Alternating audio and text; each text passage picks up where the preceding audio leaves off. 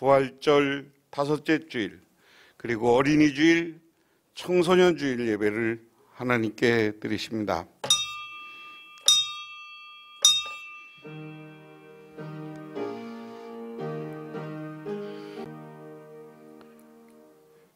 진실로 너희에게 이르노니 너희가 돌이켜 어린아이들과 같이 되지 아니하면 결단코 천국에 들어가지 못하리라. 그러므로 누구든지 이 어린아이와 같이 자기를 낮추는 사랑이 천국에서 큰 자니라. 하나님 고맙습니다. 하나님께서 우리들을 특별히 택하여 주셨고 주 안에서 아름다운 신앙인의 가정을 이루게 하여 주시니 감사를 드립니다. 아버지 하나님, 이 시간 간절히 바라고 원하옵기는 우리 교단이 오늘 어린이 주일 그리고 청소년 주일, 교회 교육 주일로 정하여 섬기고 있습니다. 아버지 하나님, 오늘 우리들의 다음 세대를 기억하며 다음 세대를 어떻게 신앙 안에서 양육할 것인가를 기도하며 생각해보는 귀한 시간이 되게 하옵소서.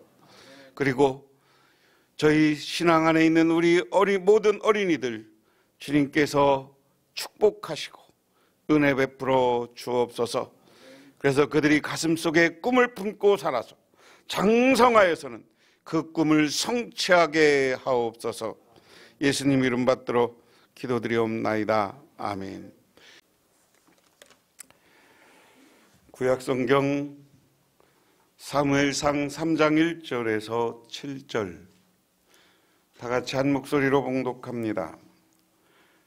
아이 사무엘이 엘리 앞에서 여호와를 섬길 때 여호와의 말씀이 희귀하여 이상이 흔히 보이지 않았더라.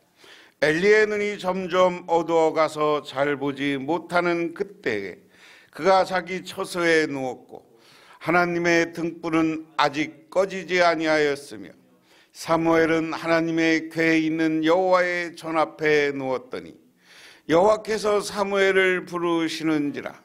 그가 대답하되 내가 여기 있나이다 하고 엘리에게 가서 이르되 당신이 나를 부르셨기로 내가 여기 있나이다 하니 그가 이르되 나는 부르지 아니하였으니 다시 누우라 하는지라.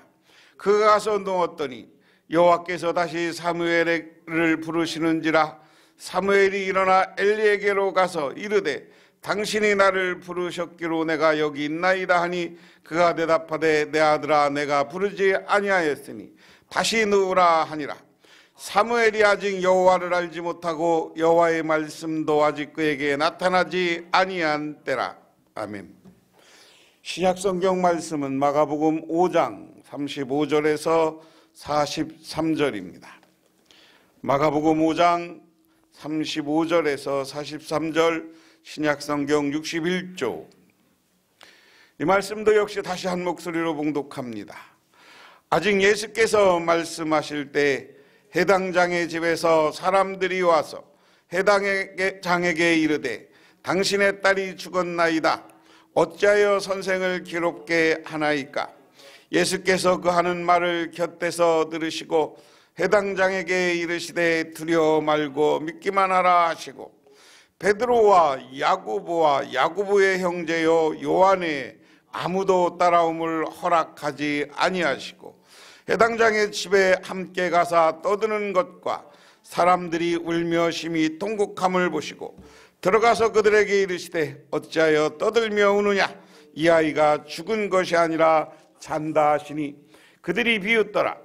예수께서 그들을 다 내보내신 후에 아이의 부모와 또 자기와 함께한 자들을 데리고 아이 있는 곳으로 들어가사 그 아이의 손을 잡고 이르시되 달리다 굼 하시니 번역하면 곧 내가 내게 이르노니 소녀야 일어나라 하심이라. 소녀가 곧 일어나서 걸으니 나이가 12살이라. 사람들이 곧 크게 놀라거늘 예수께서 이 일을 아무에게도 알지 못하게 하라 하고 그들을 많이 경계하시고 이에 소녀에게 먹을 것을 주라 하시니라. 아멘. 우리가 다음 세대를 위해서 어떤 일을 할까 하는 걸 한번 생각해 보겠습니다. 맨주먹으로 30년간 노력 끝에 미국에서 손꼽히는 부호가 된 그르드란이라는 사람이 있었습니다. 그 사람은 임종의 자리에서 딸이 하나 있었는데 그 에렌에게 유언을 남겼는데, 나는 너에게 1억 2천만 달러의 재산을 유산으로 준다. 1억 2천만 달러, 그럼 여기다가 동그라미 3개 더 하면 되니까 이게 1조는 조금 모자르는 거. 우리 돈으로 따지면 1,400억 내지는 계산이 잘 안 돼. 1조 2천억으로 따져야 되나? 하여간 그 엄청난 돈이에요. 그래서 유산을 주면서 너는 이것을 가장 유익한 방법으로 쓰도록 해라. 이런 유언을 남기고 재산을 남겨줬습니다. 장례식 후 에렌은 유언에 따라 1억 2천만 달러의 유산을 불쌍한 사람들을 돕는 일에 아낌없이 희사했습니다. 불행한 사람들에게 살 길을 열어주는 데 쓴 것입니다. 일부에서는 아무리 사업이지만 그 돈을 그렇게 써서 되겠느냐는 항변도 있습니다. 이에 대해 에렌은 이렇게 말했습니다. 아버지께서는 부자가 되어 돈의 덕을 모르는 사람은 추악한 물질의 노예에 지나치지 않는다고 하셨습니다. 나는 물질의 노예가 되고 싶지 않습니다. 이렇게 하면서 아버지가 준 전 재산을 사회에 환원했다. 자식은 이렇게 키우는 것입니다. 사람들은 자녀들에게 성공한 행복을 가르치는지는 모르지만 모든 자녀가 다 행복해지지 않는 이유가 있습니다. 그것은 잘못된 가르침 때문입니다. 특히 우리나라는 좋은 대학이 가야 되고 1등 해야 되고, 저는 요즘 지난 주간에 텔레비전에서 온통 윤여정 씨 이야기 많이 해요. 근데 아카데미 여우 조연상입니다. 조연상을 받고 LA 총영사관에서 한국 기자들하고 기자회견을 했어요. 근데 우리나라 참 기자들이 이거 보면 얼마나 우리는 최고에 시달려 있느냐. 이 시간 오늘 최고가 되셨다고 생각하십니까? 그러니까 윤여정 씨가 딱 한마디 했어요. 최고가 어딨냐. 제발 최고 하지 말고 살자. 응? 최고 하지 말고 살자. 그냥 최중 같이 다 똑같다 이렇게 생각하고 같이 살면 안 되냐? 나는 우리나라 그 싸가지 없는 기자들에게 아주 정확한 말 했다고 봐요. 우리는 최고가 돼야 된다는 강박관념 속에서 어려서부터 해고 살아. 응? 별 볼 일 없는 사람이 편할 수 있어요. 근데 애들한테 그 부담 어려서부터 부담 주지 말라고요. 천재 부담, 최고에 대한 부담. 그냥 뭐 잘하면 칭찬해주고 네가 꿈꾼 거, 네가 생각한 인생 살으라고 하세요. 여러분들이 책임져 줄 것도 아니잖아. 저희가 좀 성장해서 한참 유행했던 말이, 우리 젊은 시절에 오렌지족이라는 말이 유행했어요. 그 다음에 야타족. 그게 제가 30대 전후에서 이제 젊은이들을 불러일으키는 거예요. 무슨 얘기냐면 저희 세대만큼 80년대 대학에 간 세대들은 민주화 운동하고 데모하느냐고 전체 대학생들이 바빴어. 그래서 놀고 뭐 이러는 거에 대해서 신경을 안 썼어요. 근데 갑자기 90년대 들어오면서 우리나라 경기가 좋아지고 좋아졌어요. 그러니까 전체 살기가 좋아지니까 그 시대 대학생들이 저 강남에 모여서 오렌지처럼 머리에 노란 물 들이고 막 노는 거야. 그러니까 기성의 우리 세대까지만 해도 그걸 이해를 못해서 오렌지족이 있다는 거예요. 그 다음에 한 게 이제 무슨 야타족이에요. 야타족. 뭐냐면 그 강남의 부자 애들이 딱 그 뚜껑 열리는 차 타고 와서 지나가는 여자보다 보면 야 타 그러면 타고 원나잇으로 논다는, 원나잇 하룻밤 논다는 거야. 그래서 야타족이. 그 다음에 X세대, Y세대, Z세대, 요즘은 뭐 무슨 N세대라고 그러던가 무슨 세대라고 이름을 붙여서 요즘 젊은이들을 좀 비하하고 젊은이들의 문화에 대해서 어른들이 못 받아들이는 그런 용어를 쓰였어요. 그런데 제가 가만히 생각해 봐요. 그 오렌지족들이 지금 40대, 50대거든요. 그 오렌지족, 그 X세대 그 걔들이 지금 우리나라 한국 경제를 먹여 살리고 걔들이 게임, 막 애들 게임만 해서 뭐 하냐고 욕하고 애들 줘박 그랬는데 걔들이 게임 이런 거 만들어서 지금 우리나라 경제를 일으키고 있어요. 그렇잖아요. 맨날 컴퓨터만 붙들어서 뭐 한다고 그랬더니 이 컴퓨터 이런 거 가지고 우리나라 지금 먹여 살리고 있는 거예요. 먹여 살리고. 우리가 잘 생각해 봐야 돼요. 젊은 세대를 우리가 비하하고 쟤들이 뭐 할까 하지만 여러분, 젊은 세대들도 다 자기 생각을 가지고 크는 거고 자기 생각을 가지고 자라나는 거예요. 그래서 그 세대에 맞는 꿈, 그 세대에 맞는 소망을 가지고 산다고요. 걔들이 세계를 움직이는 사람이 되는 거예요.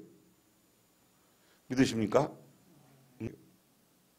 근데 그걸 주도한 사람들이 우리가 얘기하는 X세대라고 했던 사람들이고 오렌지족이라고 했던 사람들이고 야타족이라고 했던 사람들이 그런 우리나라 기업을, 엄청난 기업들을 그 나름대로 창의성을 가지고 만들어내는 겁니다.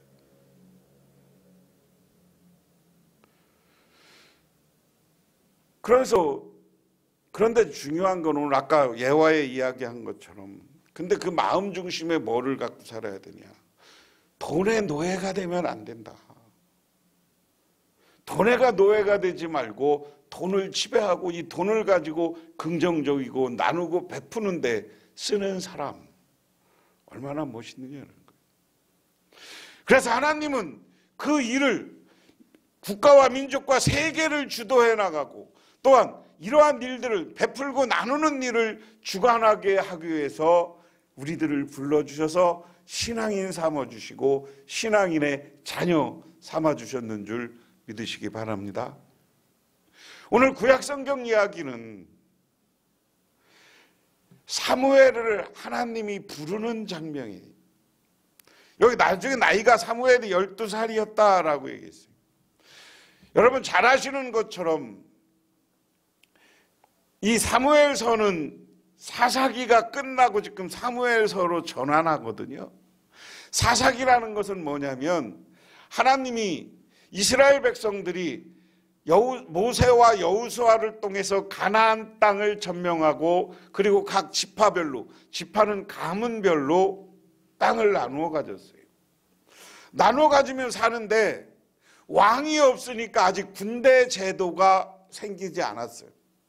정식 군인들이 없었어요, 이스라엘은. 그런데 이런 정식 군인이 없는 왕조가 아닌 나라니까 주변 왕과 군인이 있던 나라에서 심심하면 이스라엘을 침략해 들어온 거야. 그때마다 하나님은 어떤 방식으로 무너뜨립니까? 이스라엘이 하나님 앞에 우상 숭배하고 잘못하면 이방 나라들로 하여금 이스라엘을 공격하게 해. 그리고 그 공격하고 전쟁 와중에 하나님은 이스라엘의 지도자를 세우는데 어떤 지도자를 세워요? 신앙이 좋은 지도자를 세워요. 그게 사사였어. 그게 사사라는 말을 공동 번역은 판관이라는 말로 번역했어요. 사사의 기능은 두 가지예요. 판관 이것도 좀 문제가 있고 사사 이런 것도 문제가 있는데 판관이라고 번역한 건 조금 저는 문제가 있어요. 물론 사사들의 중심 인물들이 판관이었어요. 판관이라는 말은 뭐예요? 오늘날 앞에다 제자 붙여보세요. 그럼 뭐예요? 재판관. 오늘날 판사를 이야기하는 거예요. 이스라엘의 사사들이 주로 일한 건 뭐냐면 평상실은 이스라엘의 분쟁, 잘못 이것을 재판해주고 판단해주고 나누어주는 일을 판관들이 했어요. 그리고 사사들의 가장 중요한 일 중에 또 하나는 뭐냐면 하나님의 뜻, 하나님의 말씀을 전하는 거예요. 그게 이제 여기서 예언자적 기능이 여기서 나타납니다. 그래 나중에 이 판관들이 예언자적 기능은 나중에 예언자들이 나타나서 가져가고요. 재판관, 판관의 기능은 누구냐면 왕조가 되면서 왕들이 재판하게 되는 거예요. 그래서 행정과 종교, 예언자들의 영역이 나중에 이제 사울 시대 이후 분리됩니다. 그런데 오늘은 그 전환기에 왕조와 왕조가 아직 왕이 생기지 않고 아직 판관 시대는 마무리됐지만 사사 시대는 마무리됐지만 특별한 지도자가 없었는데 이 지도자가 없을 때는 하나님이 이스라엘의 지도자를 누구로 사용했느냐면 제사장으로 하여금 그 일을 하게 했어요. 필요할 때는 전쟁에 필요할 때는 용사와 사사들을 불러서 사용했지만 평상시는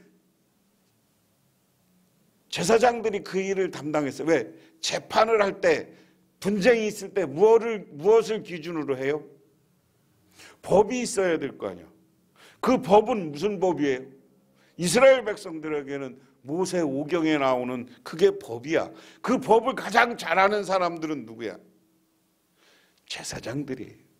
그렇기 때문에 평상시는 그 제사장들이 그런 것을 재판하다가 그렇지 않으면 전쟁이 나고 하면 전쟁 용맹한 전사들을 지도자로 세워서 판관이 사사가 되게 하고 전쟁을 더 나가서 싸우게도 하게 했어요. 그런데 엘리라는 제사장을 통해서 역할을 담당하게 했더니 이 엘리가 타락하는 거야. 우리 속담에 뭐에 관심이 있어? 잿밥에만 관심이 있어. 제사장은 이스라엘 백성들을 통해서 들어오는 여러 가지 예배, 오늘날 많은 예배를 거행하고 회개의 제사를 지내주는 사람이 제사장이에요. 그런데 이 제사장 엘리가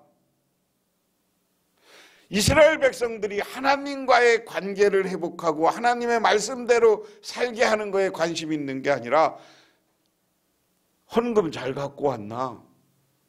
재물은 그 당시 염소, 양 뭐 이런 걸로 갖고 왔거든요. 이런 재물은 제대로 갖고 왔나? 그리고 이 재물을 가져왔는데 그 재물을 하나님께 드리기 전에 이 엘리의 아들들이 얼마나 타락했느냐 하면 이 재물들을 삶아서 하나님께 드리거나 태워서 하나님께 드려야 되는데 지가 중요한 부분 딱 잘라서 나가서 팔아먹어. 고기를. 이렇게 해서 타락했어.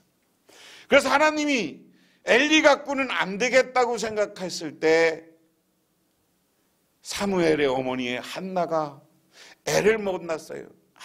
애를 못 낳아서 하나님 앞에 와서 울며 통곡하며 하나님 나에게 아들을 주면 특별히 왜 그러냐면 자기 집에 브릿나라는 첩이 있었는데 이게 애를 하나 낳았더니 강짜를 부리는 거예요. 본처한테 내가 브릿나라니 저 강짜 부리는 거에서 벗어나게 해 주십시오. 그래서 하나님이 준 아들이 사무엘이에요. 그래서 이 한나는 사무엘이 젖대고 나니까 그러고 나서 걷기 시작하니까 자기가 키운 게 아니라 하나님의 성전이라고 그러면 이 당시에는 문제가 있어요. 성막이에요. 성막.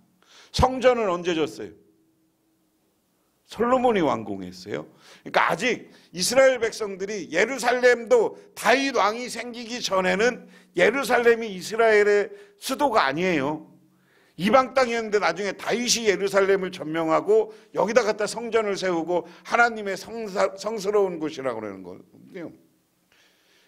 그럼 이 당시까지는 어디에요? 실로와 단이 이스라엘 백성들에게, 실로와 베델이 이스라엘 백성들에게는 하나님의 제사를 드리는 것이고, 이때 실로에 하나님의 이스라엘 백성들이 출애굽해서 같이 다니던 성막을 거기다 놨어. 성막을 놓고서 성막은 가운데 있고 제사장들이 쭉 살고, 그리고 그곳에 하나님의 전 가까운 곳에 대제사장이 살고, 한쪽에 제사장들과 이런 레위인들을 교육하는 교육 장소가 있었던 거예요. 하나님의 말씀을 교육하는 곳. 그래서 그곳에다 아예 교육까지 다 자기 교육까지 신앙교육으로 하라고 엘리에게 맡기는 거예요. 그저께 뉴스에 이스라엘이 무슨 축제를 벌리다가 이게 스탠드가 무너져가지고 엄청나게 죽었잖아요. 그 사람들 텔레비전에 나왔을 때 모양이 어때요? 그분들이 대부분 이스라엘의 전통적인 납비, 오늘날 얘기하면 일반 국민들이 아니고요. 오늘날로 얘기하면 이스라엘 유대교의 성직자들이에요. 걔들은 항상 까만 모자에 까만 옷을 입게 돼 있어요. 근데 옷은 다 양복 비슷하게 입는데 모자는 걔들이 어디서 오느냐에 따라 달라. 유대인들이 러시아에도 살아요, 북쪽에. 그럼 북쪽에 사는 애들이 이스라엘에 방문할 때 이렇게 딱한 모자를 다 쓰고 오는 게 아니라 걔들은 새카만 털모자 쓰고 와. 러시아 애들은. 근데 여러분 이스라엘 성지순례를 가다 보면 비행기 탈 때 반드시 그 랍비들은 새카만 옷에 새카만 양복을 입고 새카만 모자를 쓰고 꼭 어디 가나 혼자 중얼중얼 성경을 읽습니다. 거기들은 어린아이들도 있어요. 걔들은 이 납비들은 자선하거든요. 근데 그들을 가장 많이 보는 게 어디냐면 이스라엘 통곡의 벽에 가면 거기 한 군데 큰 도서관이 있고 그 통곡의 벽에 다 이 납비들이 걔들이 모여요. 유대인들이. 거기서 축제를 벌린 거예요. 왜냐하면 무슨 축제라고 그래요? 주 100년쯤에 이스라엘의 유명한 예수님 그 유대인들에게는 예수님처럼 위대하다고 생각하는 납비가 태어난 날인가 죽은 날이야. 그날 모여서 걔들이 축제를 벌린 거예요. 축제를. 걔들이 춤추고 막 이렇게 놀아요. 근데 그것을 스탠드에 모여서 그런 거야. 제가 이스라엘 갔을 때 그날이 안식일 날 이스라엘 예루살렘에 도착했어요. 그러니까 안식일 날은 이스라엘 백성들이 걔들이 하나도 안 움직여. 근데 두 번째 날 비가 막 오는데 우리 한번 밖에 좀 나가보자. 나갔더니 8시 넘으니까 길거리마다 그렇게 모자 쓴 애들하고 청년들이 어울려서 막 이러고 춤을 추고 돌아다녀. 언제? 걔들은 안식일이 딱 오후 8시가 되면 끝나. 일요일 날. 이때부터는 술 먹어도 되고 놀아도 되고 춤춰도 돼. 근데 토요일 날 8시부터는 하루 동안은 집에서 밥도 안 해도 돼. 밥도 못 해. 그럼 어디 와서 먹어? 호텔 와서 밥을 잡숴. 웃겨. 얘들 얼마나 웃기냐면요. 그 안식일 날은 저기 호텔에 가서 엘리베이터 단추 누르는 것도 노동일이야. 그리고 제가 갔던 호텔은 이제 안식일 날 애들이 밥 먹으러 쫙 왔는데 단추를 안 눌러서 그 자동으로 열리는 엘리베이터가 있는 거야. 아이고 그거 잘못했다가 죽는 줄 알았어. 매 층마다 올라가서 열렸지. 맘대로 열렸다 닫자. 주맘대로 열렸다 닫히고 주맘대로 열렸다 닫히고. 우리 외국에서 온 사람들은 다른 엘리베이터를 타고 층을 누르면 되는데 걔들은 버튼 누르면 그게 노동일이야. 버튼 누르는 게 무슨 노동이야. 아주 내가 너무 형식적으로 이렇게 걔들이 딱 율법적으로 그런 것을 섬겨요. 그리고 집에서 불을 떼서 밥을 해 먹으면 안 되고 호텔에 와서 밥을 사 먹는 건 된대. 아예 드시지를 말지. 그래갖고 안식일 날은요 호텔에 와서 걔들은 다 호텔 같은데 이 호텔 그 식당에 와서 엄청 잡수시더만. 그게 뭐요? 그거나 아주 그냥 형식적으로. 나는 이거 유대인들의 형식적인 걸 그날 아주 가서 절실히 봤어요. 그러고 나서 이제 그 축제일이 되면 모여서 막 안식일이 지나면 춤추고 노는데 아주 막 길거리에서도 하고 막 돌아다니고 어떤 애는 펄쩍펄쩍 뛰고 재주를 꼴딱꼴딱 넘고 그래. 깜짝 놀랐어. 어제까지는 성경 읽고 거룩하게 하던 놈이 그냥 그 다음날 8시가 지나니까 아주 그냥 웃기더만. 걔들이 웃기는 그 짓 하다가 스탠드가 넘어져갖고 10,000명만 모이라면 왜 10,000명만 모이지 30,000명이 모여서 난리를 치다가 그게 무너져갖고 돌아가시냐고.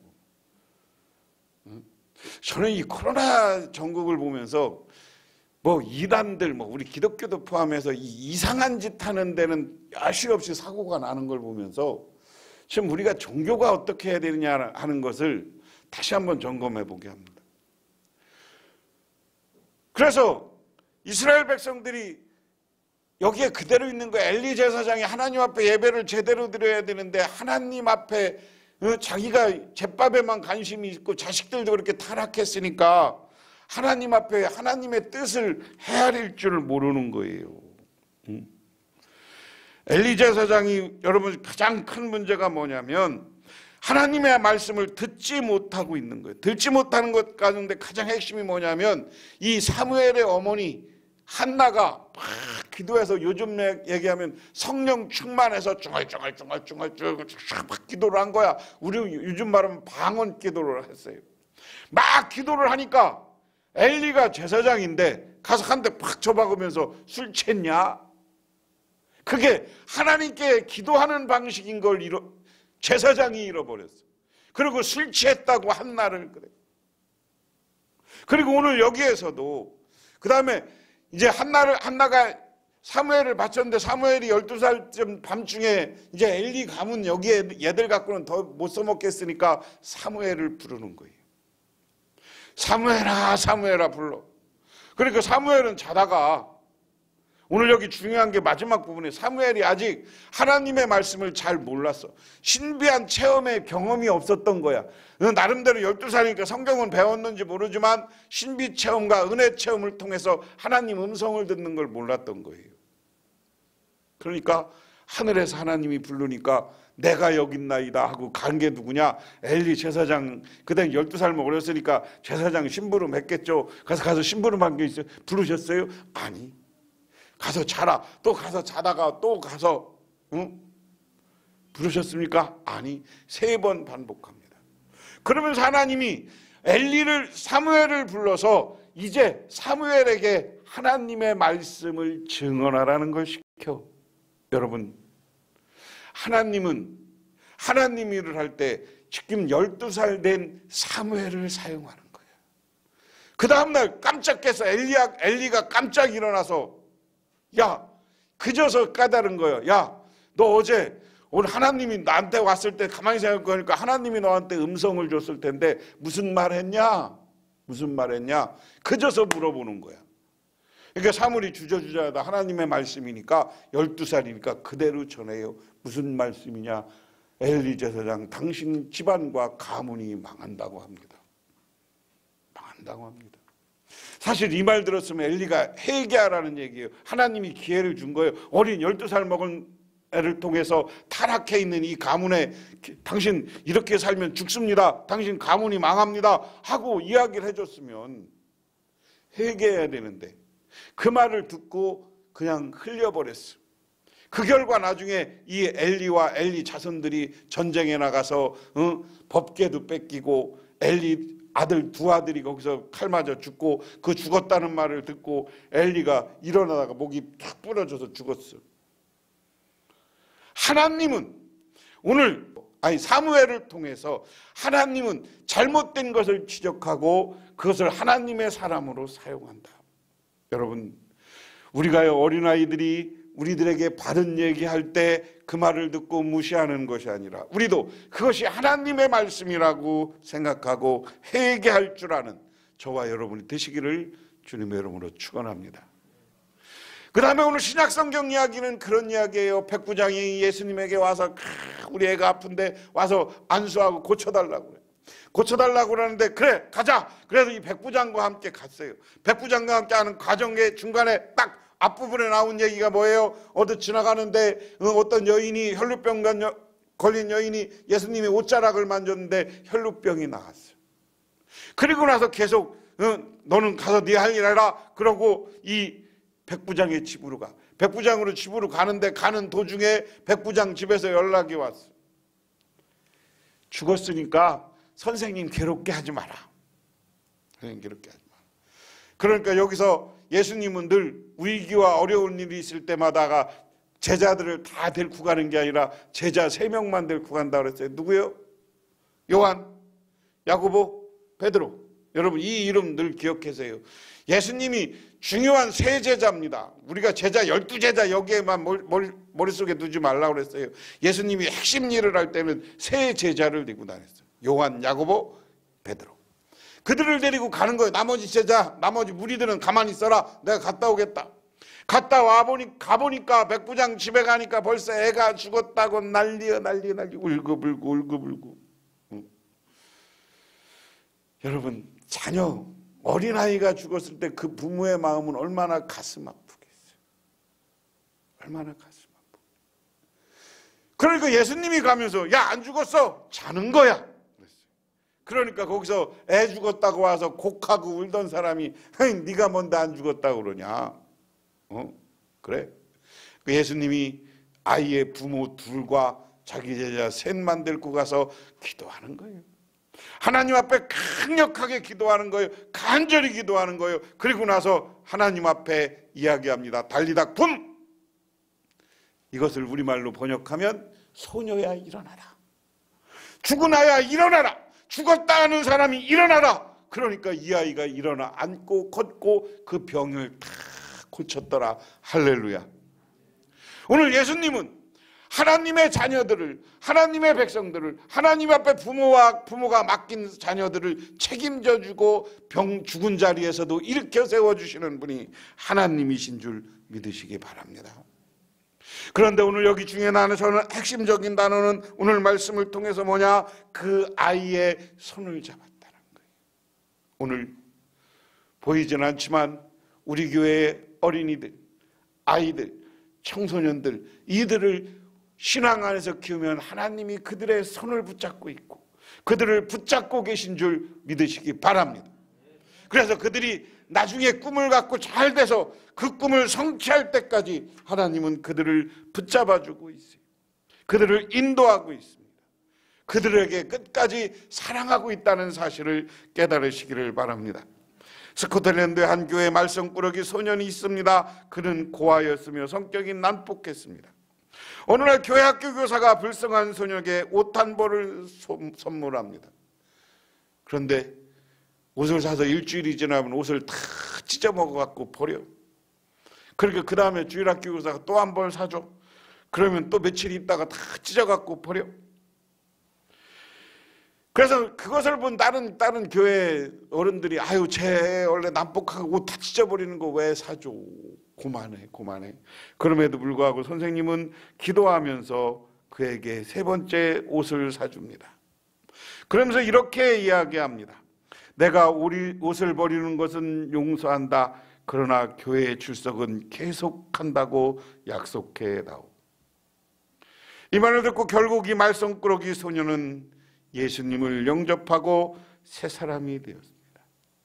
이 소년의 이름은 로버트 모리슨 목사였습니다. 이분은 중국 선교사로 와서 영어와 중국어 사전을 집필한 역사적인 인물입니다. 우리 자녀들이 때로는 타락하고 장난꾸러기고 우리가 보기에는 난폭할 수 있어요. 그렇지만 우리가 끝까지 붙잡고 그를 위해서 기도하면 하나님이 그들을 변화시키고 하나님이 사용해 주시는 줄 믿으시기 바랍니다. 오늘 죽은 자도 일으켜 세워서 그를 예수가 그리스도인 것을 많은 사람들이 깨닫게 하는 도구로 사용한 것이고, 말썽꾸러기 아이도 끊임없이 기도할 때 하나님이 그를 선교를 위해서 사용하고 계신다는 사실을 깨달으시고, 오늘 어린이 주일을 맞이하면서 우리 어린이들이 마음속에 꿈을 품고 살아갈 수 있도록 도우시기 바랍니다. 때로는 그들이 자라면서 어린이와 청소년들이 갈 길을 잃고 헤매일 때도 있습니다. 그럼에도 불구하고 우리는 하나님이 우리 아들을, 우리 딸을, 우리 교회 저와 학생들을 하나님이 붙잡고 계시다는 믿음을 가지고 함께 기도할 때 하나님이 그들을 세워서 정말 위대한 인물로 만들어 주시는 줄 믿으시기 바랍니다. 기도하겠습니다. 하나님 아버지 고맙습니다. 오늘 어린이 청소년 주일을 맞으며 저희들 주님께 나와 기도하고 예배합니다. 하나님 간절히 바라고 원하옵기는 우리 교회에 속한 어린이들, 청소년들, 하나님이 그들의 손을 잡아주시고 그들을 안아주시고 붙잡아 주시옵소서.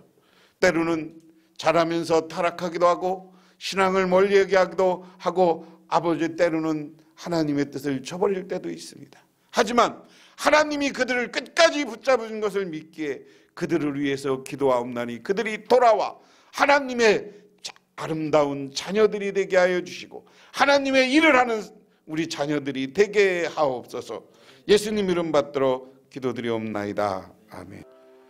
지금은 우리를 죄 가운데 구원해 주신 우리 주 예수 그리스도의 은혜와 온 우주를 창조하신 성부 하나님의 사랑하심과 우리 삶 가운데 찾아와서 우리 끌어가시는 성령님의 인도하심이 오늘 어린이 주일, 청소년 주일, 그리고 교회학교 교육주일을 맞아 우리 자녀들을, 손자 손녀들을 잘 양육하기로 결단하고 돌아가는 우리 복명교회 모든 성도님들과 그 가정 위에, 그리고 이 예배에 참석한 주님의 귀한 어린이와 청소년들을 위해, 이 나라와 이 민족 위에 있는 모든 다음 세대 위에 영원토록 함께 하시기만을 간절히 축원하옵나이다.